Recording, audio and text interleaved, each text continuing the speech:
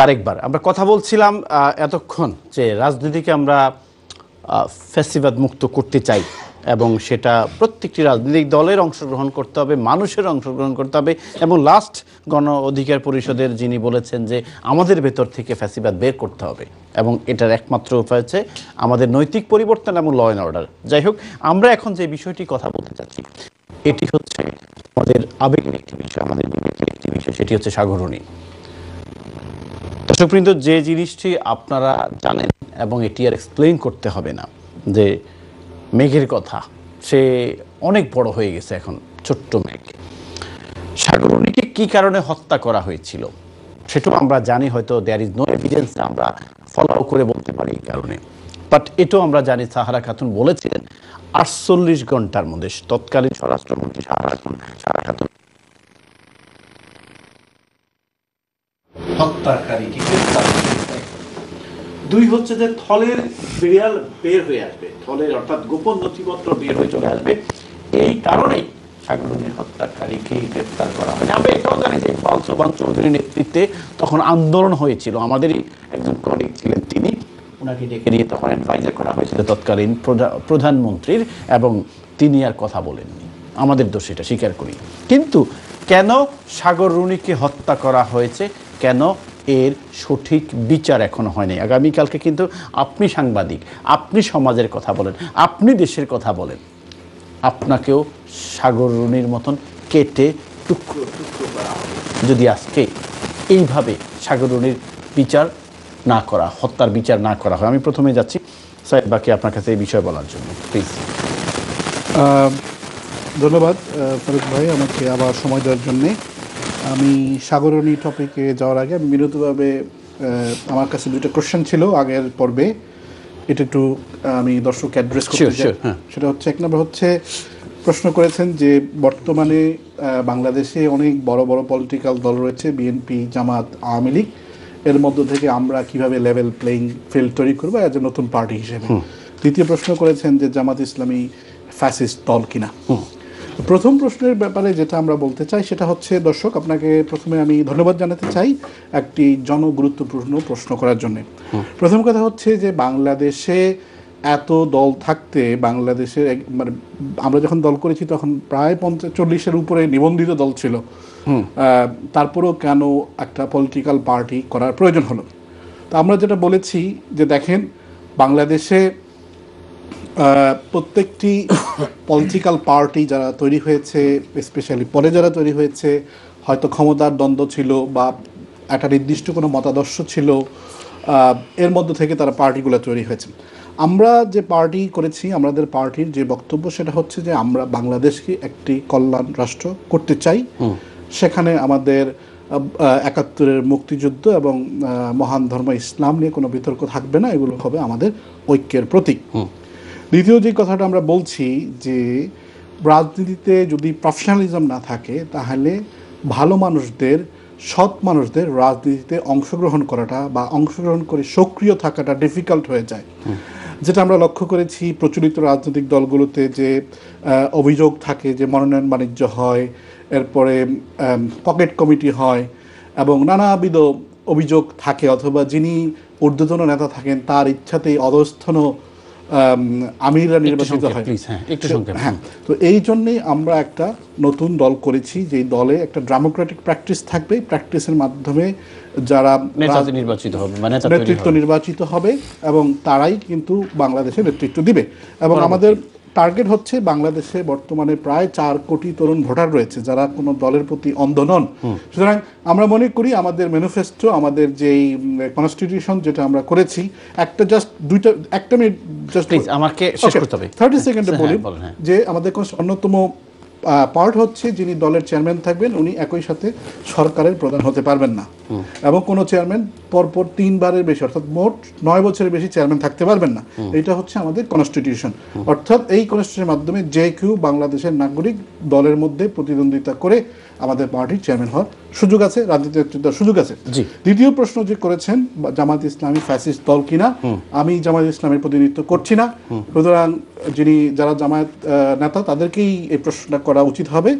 এবং দর্শকের কাছে আমরা আমাদের আগের আলোচনায় ফ্যাসিস্টদের যে এলিমেন্টগুলো আমরা আলোচনা করেছি সেখান থেকে ওনারা যাচাই বাছাই করে নিতে পারেন জামাতের যে ক্যারেক্টারিস্টিক্স রয়েছে এটা ফ্যাসিস্ট দলের মধ্যে পড়ে কিনা। ধন্যবাদ। দ্বিতীয় সাগরণীর যে টপিক, এটা যেটা হচ্ছে যে এটা অনেক বছর ধরেই আজকে ঝুলন্ত, এটা আমাদের জন্য অত্যন্ত হতাশার জায়গা, ক্ষোভের জায়গা, এবং আজকে এই কথা দ্বিধাদ্বন্দ্বভাবে প্রমাণিত যে বিগত পতিত সরকারের সদিচ্ছার অভাবের কারণেই এই বিচার এতদিন পর্যন্ত ঝুলেছিল। শুধু কি মানে সদিচ্ছা নাকি দেয়ার ইজ সামথিং এলস? এখন দেখেন, একটা যে তদন্ত এত বছর ধরে আগায় না, অর্থাৎ জজমিয়া নাটকের মতো কোনো নাটক হয় নাই, অর্থাৎ তাহলে মানে কি মনে হয় যে এরকম ডিপ হয়তো কোনো ইনফরমেশন ছিল যেটা এক্সিকিউটিভের সাথে সরাসরি জড়িত হতে পারে এবং যেটা তাদের ক্ষমতার ভিতকে নাড়িয়ে দিতে পারতো, হয়তো এই কারণেই সাংবাদিকদেরকে হত্যা করা হয়েছে। আরেকটা কারণ হতে পারে যে এই সাংবাদিকের বিচার না হওয়ার কারণে যে সাংবাদিকদেরকে ডিমোরালাইজ করে দেওয়া, ভয় দেখানো যে ভাই তুমি যদি আমাদের রেজিমের বিরুদ্ধে বেশি কথা বলো সাগরণীর মতো মারা যাবা এবং এটার বিচারও পাবা না। ধন্যবাদ। আমিনুর ইসলাম, এই বিষয়ে আপনার মন্তব্য কি? সাগরণীর হত্যা একটা tragedy, that's sad news for বাংলাদেশের জন্য। কারণটা হচ্ছে তারা কোনো দলের না, তারা কোনো মতের না, তারা বাংলাদেশের, তারা বিবেক, তাদেরকে হত্যা করা হয়েছে এবং আমরা জানি যে কিছু একটা বের হয়ে চলে আসবে, মনে হয় স্মেল বের হয়ে চলে আসবে, এই জন্য হত্যার বিচার করা হয়নি। এই বিষয়ে আপনার মন্তব্য? আমি সাগরণী যে বিষয়টা আসলে অনেক দুঃখজনক। আজকে 13 বছর হয়ে গেছে।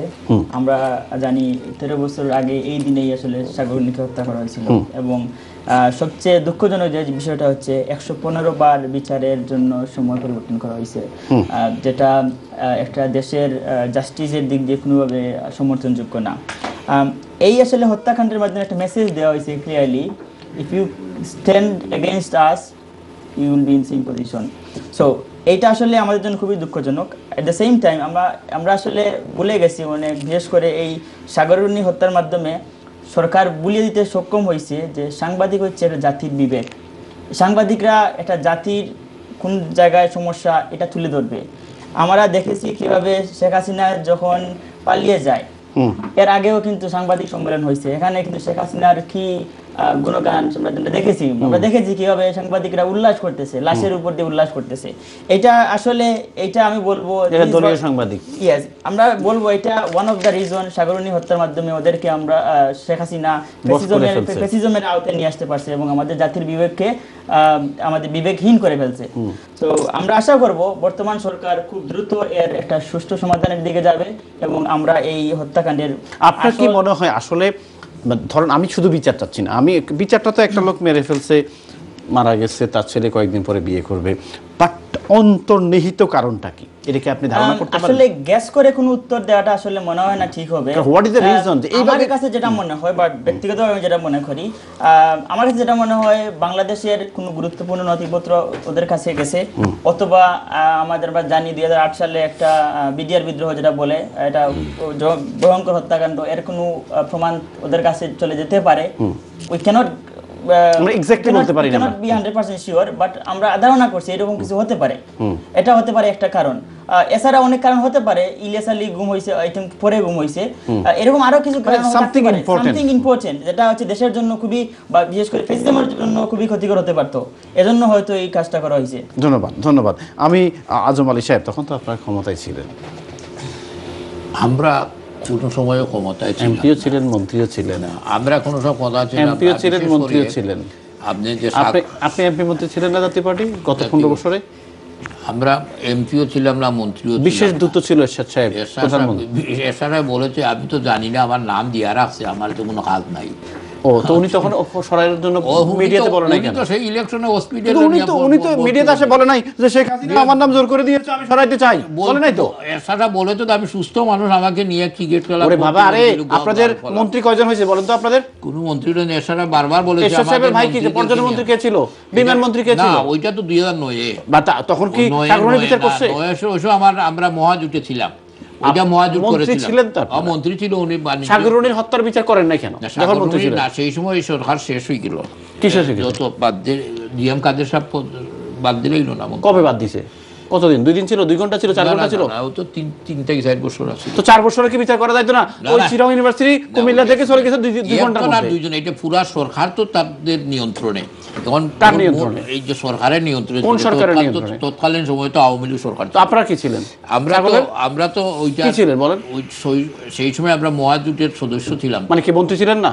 মন্ত্রী তো এখন ছিল। তো মন্ত্রী কেন কথা বলে না? মন্ত্রী কেন রিজাইন দেয় নাই? এটা হইলো হত্যাকাণ্ডের বিষয় হচ্ছে ইনভেস্টিগেশন করবে, পুলিশ প্রশাসন করবে বা পিবিআই করবে বা গোয়েন্দা সংস্থা। আর আমরা বসে বসে খাবো? না, ওইটা তো পুলিশ আর ইনভেস্টিগেশন, ওইটা তো কোনো মন্ত্রীর দায়িত্ব নাই। জাতীয় পার্টি কি কাজ? শুধু খাওয়া, ফল খাওয়া? না, একজন পলিটিশিয়ানে জাতীয় পার্টি কি কাজ? জাতীয় পার্টির কাজটা কি আসলে? জাতীয় পার্টির কাজ কি? পুলিশ ইনভেস্টিগেশন না, জাতীয় পার্টি হচ্ছে যে আওয়ামী লীগ মনোনীত, জাতীয় পার্টি মনোনীত, আওয়ামী লীগ সমর্থিত, এটা বলা নাকি? এইটা তো দুষ্ট চক্রের কাজ। এটা তো আমরা রাঙ্গা সাহেব করছে, ওই দুষ্ট চক্র। যে ব্যক্তি করে ওইটা তার রাঙ্গা কি দুষ্ট চক্র? অতিরঞ্জিত করেছে। রাঙ্গা কি দুষ্ট চক্র? এটা দুষ্ট চক্র। রাঙ্গা কি দুষ্ট চক্র? যে মানুষ রাঙ্গা কি দুষ্ট চক্র? অতি উৎসাহিত রাঙ্গা কি দুষ্ট চক্র? দুষ্ট চক্র নাই, তাকে বহিষ্কার করছেন? বহিষ্কার করে দিয়েছি। কোথায় করছেন? এটা গেছে গাছে। চুন্নুকে? ওই চুন্নু চুন্নুকে? চুন্নু তো আমাদের দলে আছে না? তো চুন্নু তো লিখছে, চুন্নু পোস্টারও আছে। চুন্নু ওই যে পোস্টার লেখছে তো পাবলিকে লিখে দিলে। কেন চুন্নু তখন কেন এটা বয়কট করে নাই? না, বলে এটা বাদ দাও। কত পোস্টার বাদ দিত। কোথায়? ওইটা রোশনের সাথে রোশনের সাথে সৌজন্যে রোশনের সাথে রোশনের ইলেকশন করে নাই। এরশাদের কি হয়? না, 24 ইলেকশন এরশাদের কি হয়? করে না। এরশাদের কি হয়? এই তো আপনি আমার এরশাদের কি হয়? এরশাদের কি হয়? আরম্ভ করে দিয়েছেন। এরশাদের কি হয়? না, আমাকে বলতে এরশাদ সাহেবের কি হয়? রোশনের সাথে এরশাদ সাহেবের কি হয়? এখন আমাকে বলতে এরশাদ সাহেবের কি আগে বলেন? ওনার তো স্ত্রী নাই। তাহলে শেখ হাসিনার কাছ থেকে কেন অনুমতি নিয়ে উনি ঘোষণা দিল আমি চেয়ারম্যান? না, এটা তো করবে তার পদের জন্য। মানুষ তো মানে আওয়ামী লীগের পদ দিছে, জাতীয় পার্টির পদ কেন শেখ হাসিনা ঘোষণা দিবে? না, এটা তো দলের ওরা শেখ হাসিনা দলের প্রধান, তাই জাতীয় পার্টির প্রধান শেখ হাসিনা নিয়ন্ত্রণ নিত। তাই যখন আপনি বলেন হত্যাকাণ্ড, বুঝছেন, আমার তো নুরুজ্জামান ভাই দেখান আমার অবজনী আপনি আদালত কোয়েশ্চন করতে। এখন হত্যাকাণ্ড হচ্ছে যে কোনো হত্যাকাণ্ড আমরা বাংলার একজন জনগণ হিসাবে আমরা সুবিধাবাদী মন্তব্য না, সুবিধাবাদী না। এটা আমাদেরকে ভালো কথা বলতে হবে। এখন আপনার পক্ষে না গেলে প্রেস কনফারেন্স দেখছেন যে আমি আমার বাচ্চাদের এই হত্যাকাণ্ড মেনে নিতে পারছি না, আর পুলিশের আজীবী বলছে যা পারো মেরে ফেলাও, মারি হলো আমরা থাকতে চাই। তো আপনি তো অভিমত যে আমরা হত্যাকাণ্ড লাইক করি না। আমাদের পুলিশ বাহিনী বা পিবিআই বা গোয়েন্দা সংস্থা এগুলা ব্যর্থতার পরিচয় দিছে। কারণ একটা রাষ্ট্র সরকার সফল ছিল, অর্গানগুলা কাজ করতে হবে। যদি কাজ করে না, তো এটা তো সরকারের ব্যর্থতা, প্রশাসনের ব্যর্থতা, পুলিশ প্রশাসনের ব্যর্থতা। কেন এটা সঠিক ইনভেস্টিগেশন করলো না? কেন করলো না? এটা তাদের অপরিপক্ক। আপনার মতে কি কেন করে না? তাদের প্রফেশনালিজম নাই নাকি এটার মধ্যে এমন কোনো কিছু আছে যেটার মধ্যে আম ছাড়া সবই যাবে? না, যাই হয় সেইটা দায়িত্ব নিয়েই করতে হবে।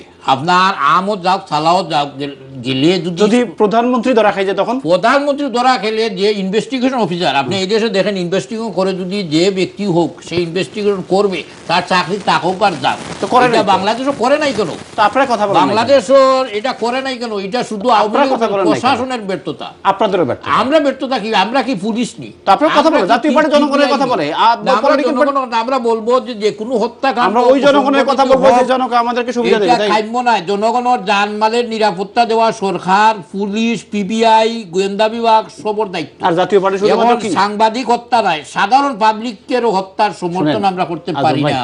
বিচার করেন, একমাত্র জাতীয় পার্টি একমাত্র আওয়ামী লীগের অনুমতি নিয়ে কমিটি ঘোষণা করছে। কোনো অনুমতি নাই। জাতীয় পার্টি ন্যায়ের পক্ষে বলে, জনগণের কথা বলে, বিচার এবং আদর্শের কথা বলে, নিরপেক্ষ বুড়ো এই ফ্যাসিস্ট সাপোর্ট একমাত্র আওয়ামী লীগ। জাতীয় পার্টি থাকি দুর্নীতি করে তারও বিচার হবে, আওয়ামী লীগ করলে তারও বিচার হবে। বিচারের বাইরে কিচ্ছু নাই। আপনারা সবাই 5 ওয়াক্ত নামাজ পড়বেন, রোজা রাখবেন, কোরআন শরীফ পড়বেন বলতে খুব সহজ না। দুর্নীতির বিরুদ্ধে আমরা ধন্যবাদ। আর যে ন্যায্য কথা কইব, সঠিক কথা কইব, সে জামাত হোক আর বিএনপি হোক আর এবিবাডি হোক, আমি এটা অ্যাকসেপ্ট করতে পারলাম না। বিএনপির ভাই, বিএনপির নুরুজ্জামান ভাই, আমি আপনাকে ইন্টারাপ্ট করব না। সাগরুনির বিচার নিয়ে বিএনপি 16 বছর কি করছে? আচ্ছা, ঠিক আছে। তার আগে একটা কথা বলেন। এই আমার জাতীয় পার্টির সময় জাতীয় পার্টির সব নেতাদের কথার স্টাইলই এরকম কিনা আমি এর আগে জাতীয় পার্টির একজন প্রেসিডিয়াম মেম্বারের সাথে টকশো করছি, ওনার সাথে 2 দিন করছি, ওনার কথা স্টাইল এরকম। আরেকজন জাতীয় পার্টির নেতা আসলে ওই রকম, উনিও এরকম মানে। এবং জিএম কাদের সাহেবের কথা আপনাদের মনে আছে, ওই নির্বাচনের আগে উনি কিন্তু খুব সুন্দর সুন্দর কথা বলছে, নিরপেক্ষ নির্বাচন হবে না, নিরপেক্ষ নির্দলীয় সরকার হলে ইত্যাদি ইত্যাদি হবে, সব কিছু বলে চলে। ঠিক নির্বাচনের দিন উনি কিন্তু নমিনেশন জমা দিয়ে দিচ্ছে, প্রয়োজন। আচ্ছা যাই হোক, বিএনপি কি করছে? বিএনপি আচ্ছা আসি আপনার না সাগরণীর ব্যাপার। বিএনপি কি করছে? বিএনপি তখন অবশ্যই রাষ্ট্র ক্ষমতায় ছিল। আমি একটা ছোট্ট প্রশ্ন করি যে বিএনপি রাষ্ট্র ক্ষমতায় ছিল না, বিএনপি অপোজিশন পার্টি, ভোটে না থাকলেও বাংলাদেশের প্রধান দুটি রাজনৈতিক দল তখন ছিল আওয়ামী লীগ এবং বিএনপি। বাট তখন বিএনপি মাঠে ঘাটে থেকে কথা বলছে কিনা, আন্দোলন করছে কিনা, সরকারের প্রতি প্রেশার করছে কিনা? সাগরণী বিএনপি অবশ্যই সাগরণী হত্যার পরে বিএনপি তার প্রতিক্রিয়া দেখি, যেমন বিএনপি অপরাধীদের খুঁজে বাইর করার জন্য অবশ্যই দাবি করেছে, সেটা যে করে না সেটা কিন্তু আপনার এই হত্যাকাণ্ডটা দেখুন। এখানে এই যে বারবার এই আপনার অন্য আলোচকদের কাছ থেকে যে জিনিসটা বারবার বের হয়ে আসার চেষ্টা করতেছে যে এখানে এমন কিছু আছে কিনা সরকার এটা তদন্ত করে না। আমরা যদি এই জিনিসটা একটু দেখি, 2012 সালে খুন হয়েছে 11 ফেব্রুয়ারি, আজকের দিনটাতেই, এবং 62 জনকে এ পর্যন্ত জিজ্ঞাসা করা হয়েছে, 115 বার এটার চার্জশিট পিছিয়েছে, এবং এরকম আর কোনো মামলা হয়েছে কিনা আমি জানি না। হত্যাকাণ্ডের পরপর আপনাদের মনে আছে ওই সময় স্বরাষ্ট্রমন্ত্রী গিয়েছিলেন সাহারা খাতুন, এবং তিনি বলছিলেন যে 48 ঘন্টার মধ্যে আমরা অপরাধীদের গ্রেপ্তার করবো। রাইট। সেটার অনেক বছর পর আইনমন্ত্রী আনিসুল হক বলছিলেন যে প্রয়োজনে 50 বছর লাগলেও আমাদের অপেক্ষা করতে হবে। এখন এই যে বিচারটা না হওয়া, বা এই যে আমার আলোচকদের, সম্মানিত আলোচকদের মধ্য থেকে যেটা বের হয়ে আসছে যে এর মধ্যে এমন কিছু আছে কিনা, দেখুন একটা হত্যাকাণ্ড যখন ব্যর্থ হয় তখন রাষ্ট্রের অনেকগুলো স্টেক কিন্তু এই ক্ষেত্রে ফেইলিওর হয়। একটা হত্যাকাণ্ডের বিচার ব্যর্থ হওয়ার অর্থ হচ্ছে, আপনি খেয়াল করুন ভালো করে কথাটা, police at the first instance তদন্ত করবে, তার মানে পুলিশকে আপনি করাপ্টেড করতেছেন। পুলিশের সাথে আপনার মধ্যে পিবিআই থাকবে, গোয়েন্দা সংস্থা থাকবে, র্যাব থাকতে পারে, আরও অনেকগুলো থাকতে পারে। এবং পুলিশ যখন কী করবে, ওই জায়গায় ফরেন্সিক এভিডেন্সগুলো কালেকশন করতে যাবে, তখন সে অবশ্যই ডাক্তারের সহায়তা নেবে। তার মানে ডাক্তারকেও ম্যানিপুলেট করে বা সরকারের পক্ষ থেকে বলা হবে যে তুমি এইরকম একটা রিপোর্ট দাও। এই হত্যাকাণ্ডটা নিয়ে বলা হয়েছে, হত্যাকাণ্ডে ব্যবহৃত ছুরি দা এগুলা বিদেশে তারা পাঠাবেন, এবং সেখান থেকে ফরেন্সিক এভিডেন্স এনে তারা ওইটা কি করবেন, রিপোর্ট পেশ করবেন। সবচেয়ে আশ্চর্য কি, এই চুরিটা আপনাদের মনে আছে, ওই তাদেরকে হত্যার পর ওই জায়গা থেকে শুধুমাত্র ল্যাপটপটাই নিয়ে যাওয়া হয়েছে, আর কিছু না, শুধু ল্যাপটপটা নিয়ে যাওয়া হয়েছে। এবং বলা হচ্ছে যে তারা আগের থেকে ওই জায়গা আর্চ করেছিল কোন জায়গা দিয়ে ঢুকতে হবে, কোন সময় ঢুকতে হবে। এবং যারাই হত্যাকাণ্ড করেছে, এইটা এমন কোনো কঠিন কাজ নয়, তদন্তকারী কর্মকর্তা তাদেরকে মানে গ্রেপ্তার করে যাদের প্রতি সন্দেহ আছে বা যারা ওই সময় ছিল উপস্থিত ছিল, বাইর করা খুব একটা কঠিন কাজ ছিল না। তার মানে এটার মধ্যে অবশ্যই কোনো একটা রাজনৈতিক গোপন জিনিস আছে, যেটা করলে সব বের হয়ে আসবে। ওই সময় অনেকেই লেখালেখি করছিল সোশ্যাল মিডিয়ায় যে পদ্মা সেতুর দুর্নীতি নিয়ে এই আপনার হাসিনা মুজিব পরিবারকে যে বলা হচ্ছিল যে 1287 কোটি টাকার একটা অভিযোগ ছিল, যে এটা জয়ের কাছে পৌঁছানো হবে আরেকজন ব্যবসায়ীর মাধ্যমে। এটা কতটুকু সত্য মিথ্যা তদন্ত না হলে আমরা বলতে পারবো না। এখন যেহেতু পরিস্থিতি হয়েছে সঠিকভাবে তদন্ত করার, এবং একটা টাস্ক ফোর্স গঠন করা হয়েছে 4 সদস্য বিশিষ্ট, এবং তারা বলছে যে আগামী কত তারিখ তারা রিপোর্টটা দিবে। আমরা এই পর্যন্ত ওয়েট করে আমরা দেখি যে এটা বিচার হয় কিনা। এখন আসেন আমি যে বয়ের যে জায়গাটা আমি বলছি, যদি এই বিচারটা না হয়, এটা দেখুন এসএম কিবরিয়া হত্যাকাণ্ড নিয়ে তার ছেলে রেজা কিবরিয়া এবং স্ত্রী আসমা কিবরিয়া তারা স্টেটমেন্ট দিয়েছে, এবং ওইটাও দেখেন আপনি 2 বার চার্জশিট দেওয়া হয়েছে, এবং প্রথমবার তার স্ত্রী এবং পুত্র দুইজনই বলেছে আমরা এটা মানি না। পরে যখন দেওয়া হয়, ইচ্ছে করেই দেখা গেছে যে এই রাজনৈতিক বড় বড় হত্যাকাণ্ডগুলোকে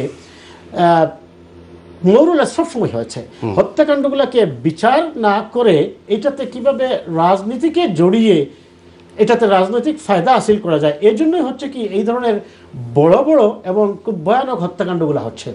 এতে করে রাষ্ট্রের প্রত্যেকটা নাগরিকই কিন্তু মানে নিরাপত্তাহীন হয়ে পড়তেছে। আপনি খেয়াল করবেন, এসএম কিবরিয়ার মতো পরিচ্ছন্ন মানুষ, আমি মনে করি না তিনি কোনো ধরনের কোনো করাপশনে বা কিছুতেই জড়িত ছিলেন, এবং এমনকি সাইফুর রহমান সাহেবও দুঃখ করে বিবৃতি দিয়েছিলেন। যাই হোক, তার হত্যারও বিচার হচ্ছে না। আমরা দেখি আওয়ামী লীগ সরকারকে তারা এটাকে কি করেছে, ওই বিএনপি নেতা আরিফুল হকের নাম নিয়ে আসলো, হারিস চৌধুরীর নাম নিয়ে আসলো। আরিফুল হক থাকেই সিলেট, উনি উনার তো নির্বাচনী এলাকা ওইটা না, উনার সাথে এস এম কিবরিয়ার সম্পর্কটা আসবে কোথার থেকে? এই উনাদেরকে মানে এখন তো সালমানের নাম চলে আসলো। আমি সেটাই বলছি, সে যেই আসুক, যে ফরম্যাটে আসুক, যে নামে আসুক, প্রশ্নটা হচ্ছে আপনি যদি সঠিক বিচার না করেন, আপনি একসাথে পুলিশ ধ্বংস করতেছেন, আপনার মেডিকেল এর ফরেন্সিক এভিডেন্সের যে বিশ্বাসযোগ্যতা সেটাকে নষ্ট করতেছেন, পাশাপাশি আপনি আদালতকে নষ্ট করতেছেন, আদালতকে আপনি ম্যানিপুলেট করছেন। সবচেয়ে বড় কথা, যারা কথা বলবে তারা ভয়েস লো করে ফেলতেছে, আর এরা তো কথা বলার মানুষ, সাংবাদিক, এরা তো কথা বলার মানুষ, এরা ভয়েস আর কথা বলবে না। এবং এর ফলে হচ্ছে কি, আদালতকে আপনি নষ্ট করা, তার মানে রাষ্ট্রের প্রত্যেকটি অর্গানকে আপনি ডিসফাংশনাল করে ফেলতেছেন। এই ডিসফাংশনাল করে এই রাষ্ট্রের অর্গানগুলোকে রান করবে কে? পলিটিশিয়ানরা। দ্যাট মিনস সেই পলিটিশিয়ান তখন মনে করবে আমরা খুব ভালো অবস্থানে আছি, আমাদের উপর কথা বলার তার কোনো ক্ষমতা নাই। এই জন্য ওই আপনার প্রথম অংশে যে আলোচনা আমি বলছিলাম যে আপনাকে দিন শেষে আপনাকে মনে রাখতে হবে যে কোনো সিদ্ধান্ত, যে কোনো অগ্রগতি, যে কোনো সব শেষ কথা হচ্ছে রুল অফ ল। ধন্যবাদ। রুল অফ ল ছাড়া আপনি ওই সাময়িক মনে হতে পারে আপনি জয় কি জিন্দাবাদ বা জয় কি মুর্দাবাদ ইত্যাদি ইত্যাদি আপনি স্লোগান দিয়ে বেশ বাহবা পেতে পারেন, কিন্তু বাস্তবতা হচ্ছে দীর্ঘমেয়াদে একটা রাষ্ট্রকে স্থিতিশীল কাঠামোর উপর দাঁড় করাতে হলে yes, you have to ensure rule of law. Thank you. আমার লাস্ট কমেন্টস আসবে আপনাদের কাছে। আমি 1.5 মিনিট করে, যে বাংলাদেশকে সঠিক জায়গায় আনার জন্য, সেটা রুল অফ ল হোক, সেটা মিডিয়া যারা সাগরণী হত্যাকাণ্ড, সেটা ফ্যাসিজম ধ্বংস করার জন্য, রুল অফ ল হলেই মিডিয়া ঠিক হবে। প্রত্যেকটা জায়গায় একটা পলিটিক্যাল পার্টি কি ভূমিকা থাকা উচিত? প্রথমেই সৈয়দ বাকি, আপনার জন্য 2 minute please. 1.5 minute, sorry, I have only 7 minute. প্রথমত পলিটিক্যাল পার্টি নিজেদের মধ্যে গণতন্ত্র প্রতিষ্ঠাতা করা উচিত এবং অন্তর্বর্তী সরকারের কাছে লবি করা উচিত, পলিসি দেওয়া উচিত, যারা কীভাবে নির্বাচনে কালো টাকার প্রভাব বন্ধ করবে, এবং জাতির সামনে ম্যানিফেস্টো দেওয়া উচিত যে তারা কিভাবে মনোনয়ন বাণিজ্য থেকে নিজেদেরকে বিরত রাখবে। যদি মনোনয়ন বাণিজ্য থেকে নিজেদেরকে বিরত রাখতে পারে, তাহলে সঠিক ব্যক্তিদের তারা মনোনয়ন দিতে পারবে, সৎ মানুষদের মনোনয়ন দিতে পারবে। তাহলেই সৎ মানুষরা যদি নির্বাচিত হয়ে আসতে পারে, সৎ মানুষদের দ্বারা সরকার গঠিত হবে এবং তারা রাষ্ট্রকে একটি সুন্দর জায়গায় নিয়ে যেতে পারবে। ধন্যবাদ। আমিনুল ইসলাম, গণ অধিকার পরিষদ। যদি এখানে দুইটা জিনিস, এটা হচ্ছে আপনার সাগরণী হত্যাকাণ্ড নিয়ে আমরা যে আলোচনা করলাম, এই আলোচনার একটাই হচ্ছে আনসার হতে পারে, শুধু সাগরণী না, যে কোনো বিচার বহির্ভূত হত্যাকাণ্ডের বিচারগুলা দ্রুত হতে হবে এবং এগুলা করতে গেলে জিরো টলারেন্স, কোনো কম্প্রোমাইজ না। যদি আমরা সঠিকভাবে করতে পারি, I think it will be an example for future. At the same time আমি যদি আপনি যে কোয়েশ্চনটা করছেন, যেটা হচ্ছে আমরা কিভাবে আমাদের রাজনীতির বন্দোবস্ত এবং ফেসিবাদী ব্যবস্থার বিলোপ করতে পারি, এর একটা কারণ হচ্ছে রাজনৈতিক সচেতনতা। যদি বর্তমান ইয়াং জেনারেশন যেভাবে রাজনীতি নিয়ে কথা বলছে, ওরা ইয়াং জেনারেশনের মধ্যে একটা উৎফুল্ল, একটা আনন্দ, একটা আমেজ আমরা দেখতে পাই। ওই আমেজটাকে ধরে রাখতে হবে। এট দ্য সেম টাইম আমাদেরকে কিছু সংস্কার করতে হবে, যেটা সময় সাপেক্ষ সংস্কার। যেমন আমি একটা 2-3টা এক্সাম্পল দিই।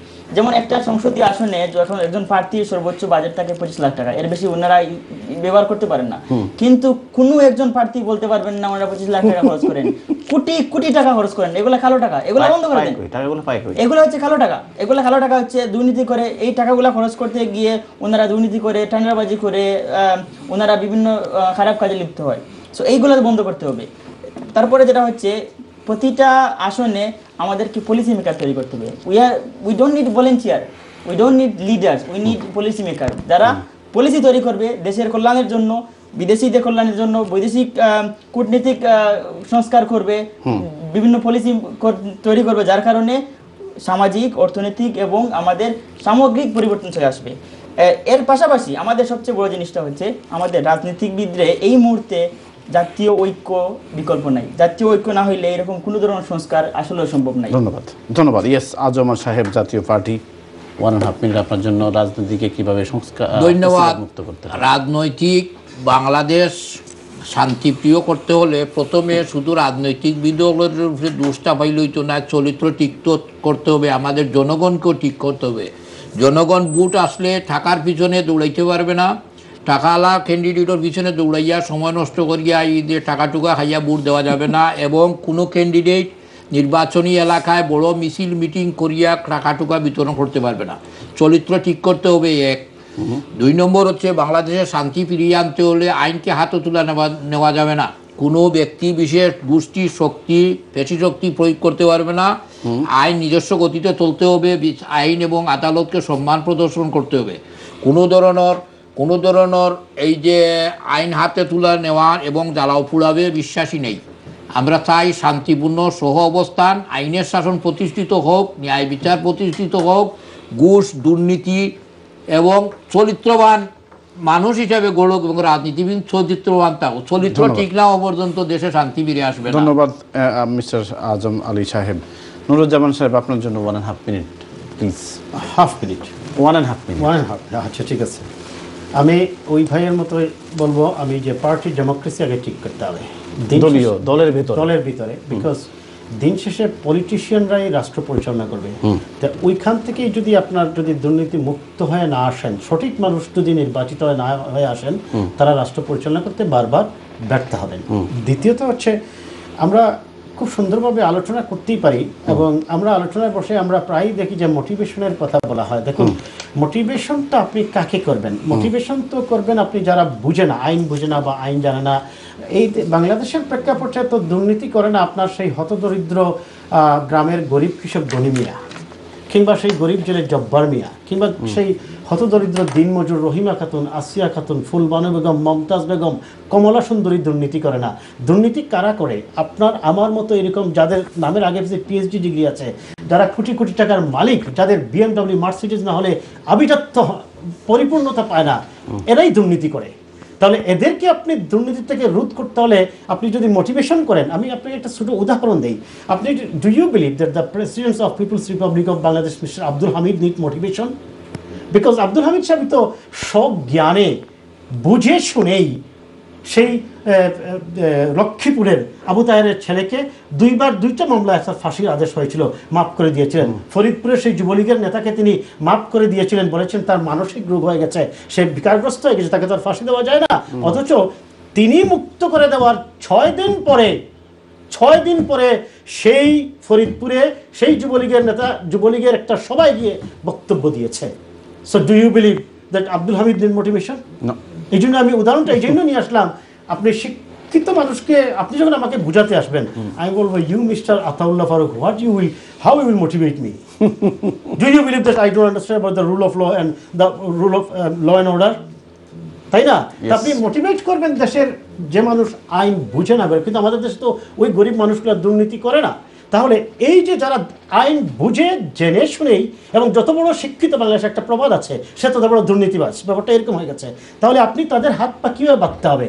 Again, the conclusion and the bottom line, rule of law. Thank you Syed বাকি, থ্যাংক ইউ আজম আলী ভাই, থ্যাংক ইউ আমিনুল ইসলাম ভাই, থ্যাংক ইউ নুরুজ্জামান ভাই। প্রিয় দর্শক, আমরা কথা বলছিলাম দুটি ইম্পর্টেন্ট বিষয় নিয়ে, এবং বিষয় দুটো হচ্ছে যে আমাদের জন্য, আমরা বাংলাদেশিদের জন্য। একটি হচ্ছে যে আমাদের রাজনীতিতে আনতে হবে, অর্থাৎ ডেমোক্রেসি দলের মধ্যে বলুন, দলের বাইরে বলুন, বাংলাদেশের মানুষের মধ্যে আনতে হবে, ফ্যাসিবাদ মুক্ত করতে হবে। আমরা চাই না কোনো স্বৈর শাসক আসুক, আমরা চাই গণতন্ত্র, ভোট, আমরা চাই আমরা সবাই মিলে কাজ করি। সেকেন্ড হচ্ছে যে I believe BNP, I believe Awami League কথা বলছিল, তারা এখন কথা বলে না, জাতীয় পার্টি, এবি পার্টি, গণ অধিকার পরিষদ সহ প্রত্যেকটি রাজনৈতিক দল একত্রিত হয়ে একটি কথা বলবে, সেটি হচ্ছে আমরা যত দ্রুত সম্ভব সাগর রুনির হত্যার বিচারের রায় চাই। বিচার করতে হবে, এই ওয়ার্ডটা বলতে চাই না, রায় চাই, যদি সম্ভব টুমোরো। যাই হোক, আগামী অনুষ্ঠান দেখার আমন্ত্রণ জানিয়ে আপনাদের সবার কাছ থেকে আজকের মতো বিদায় নিচ্ছি। আল্লাহ হাফেজ।